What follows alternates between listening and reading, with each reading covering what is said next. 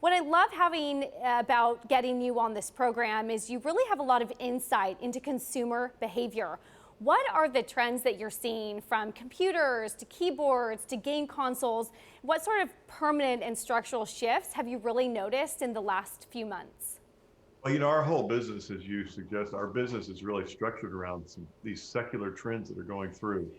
The rise of video, people using video everywhere in the office and at home, uh, PC gaming, so gaming at home, and then remote work, working from anywhere, and then the democratization of creating your own content through Instagram or Twitch or YouTube.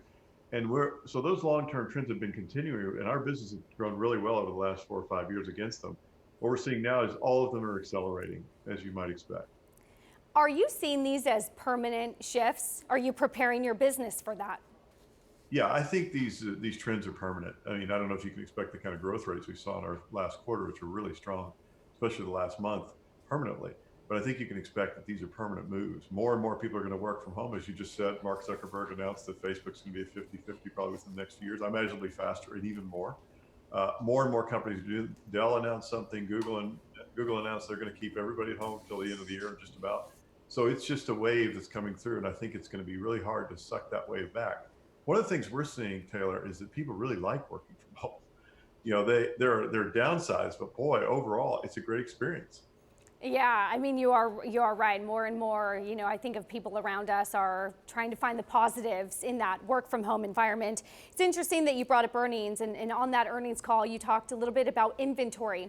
Curious, given that you're in the hardware space, what trends are you noticing within inventory, within supply chains, sort of the disruptions that we saw there? Have those resolved themselves?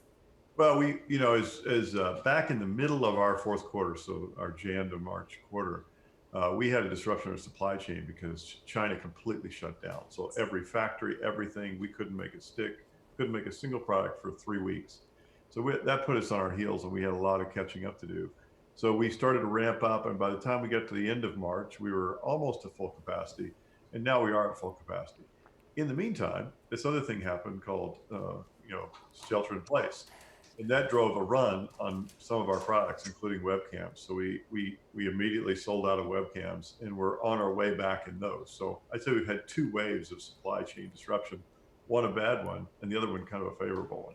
And you're finding that you're being able to replace a lot of that inventory that is so desperately needed right now on time or as soon as you can?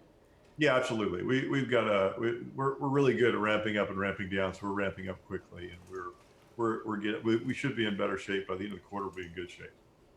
Do you have any supply chain exposure in China? I know, for example, today we've been increasingly talking about ramped up trade tensions between the U.S. and China and some more tariffs and retaliation. Are you concerned at all about moving a potential supply chain, if you have it there in China, to somewhere else? Well, we lived this last year, right? So we had tariffs across many of our products, and we're pretty good at doing two things. One is we tend to be the leader in our category, so where we needed to, we could raise price and reflect the tariff cost in the pricing. And then in other cases, we could move manufacturing. We move manufacturing very regularly. We have our own factory, but we also make about half what we sell in other people's factories. So we're used to moving things in and out. So we moved things out where it made sense. We left things in where it didn't, and we'll do that again if we have to. What has the recovery in China looked like, and what sort of insight can that glean to a recovery that we're now starting to look at in the U.S. as we start to talk about phases of a reopening? Is there any insight that you're noticing in some of the Asian countries that you can sort of circle back and glean to the U.S.? Yeah, I think the right country to focus on is China. I would say it's probably not the Asian countries, because a lot of them are, especially the developing countries, are still sort of in shelter in place mode like we are. Yeah, I think you're seeing in China, at least, we're seeing things are coming back to a more normalized level. And while the growth is not enormous, it's good solid growth, and this is just 2 or 3 months after the shelter in place programs went through there. Now, they were already way ahead of us in being online. So they were, in our business, for example, we had 70% of our business was already online compared to about 35% before the pandemic here. So maybe they had a little bit of a lead in bouncing back, but overall, it looks pretty good over there. You know, you also have to anticipate some changes in consumer habits to be prepared for a spike in inventory and a spike in demand. What sort of consumer habits are you anticipating, whether it be video cameras or some new devices that you then expect the consumer to adopt in the next 6 to 12 months? Well, we keep a lot of our new products secret, so I couldn't disclose it here, or they'd have to. We're here to make news. Come on. Well, I happen to be holding a new product. It'll be very exciting, but I can't show it to you on camera. No, I think the reality is you're going to see. I think we'll continue to see good, strong demand in gaming.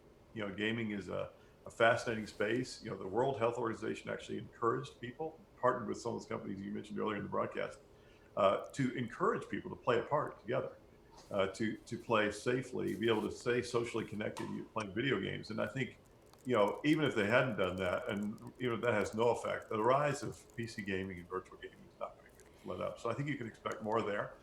I think you can expect more video everywhere. You know, we're on video, you know, out of my house. I've got 3 setups in my house. I encourage everybody to have at least 3. Of course, that's very self-serving.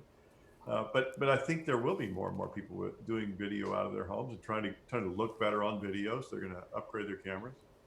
And then finally, the most exciting thing to me in a way is the creativity, the explosion of creativity that's come out of this period. The dark side, of course, is the unemployment, the illness, the effect on families. The bright side is the constraints we put on everybody has created this explosion of creativity, and whether it's musicians or bloggers. And I can't tell you how many people I've seen creating their own video blog now. It's super, super exciting. And we're in the middle of that business because we make the equipment and the tools and a thing called Streamlabs, which is a service that you can use to become a streamer.